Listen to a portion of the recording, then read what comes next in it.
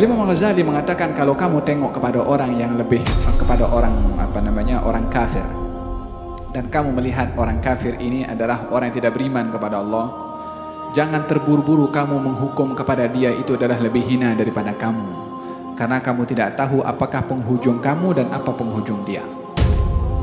Kalau penghujung dia itu baik, bukankah dalam hadis diceritakan tentang orang yang membunuh 99 orang, digenapkan menjadi 100 orang, lalu akhirnya bertaubat kepada Allah dan diterima taubatnya, walaupun belum sedikit amal yang dilakukan oleh orang tersebut, Allah terima dan masukkan syurga oleh Allah sebelum beramal apapun juga, baru niat, baru azam, baru kekuatan nak bertaubat. Bukankah di zaman Nabi Musa ada seorang yang alim, seorang yang doanya mustajab, seorang yang disanjung, tapi pada penghujungnya adalah digambarkan oleh Allah Subhanahu wa taala sebagai ulama usu? Sebenarnya As bin Ba'ura orangnya saleh, zahirnya penghujungnya adalah nasibnya tidak baik, wal iyadu billah.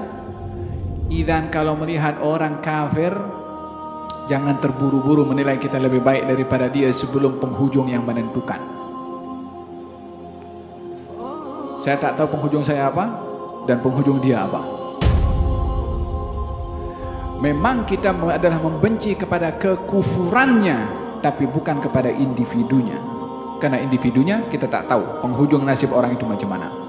Kalau kita nampak orang tua yang lebih tua daripada kita, yang mungkin orang tua ini adalah tidak salat umpamanya, maka kita melihat orang ini lebih tua daripada saya, yang mungkin dia dulu sudah kenal Islam dulu sebelum saya kenal Islam, sudah berbuat baik sebelum saya berbuat baik, mungkin dia akan mendapatkan hidayah.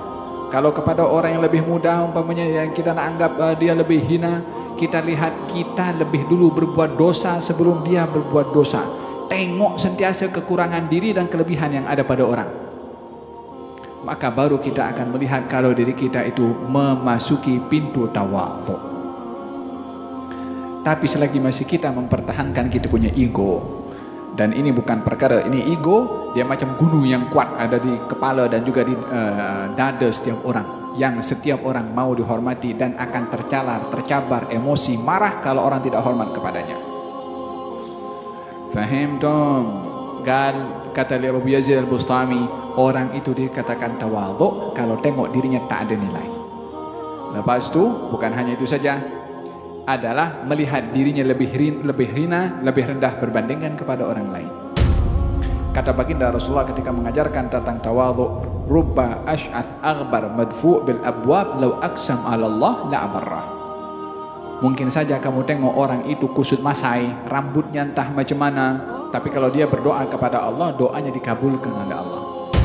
Orang yang mungkin tidak kusut masai, pakaiannya rapi, mungkin pun pakai selendang juga, mungkin pakai serban juga, mungkin pakai kopiah juga, belum tentu itu adalah satu nilai kualiti di sisi Allah Subhanahu wa taala. Kenapa kita pula nak menghukum orang daripada segi zahirnya, pakaiannya?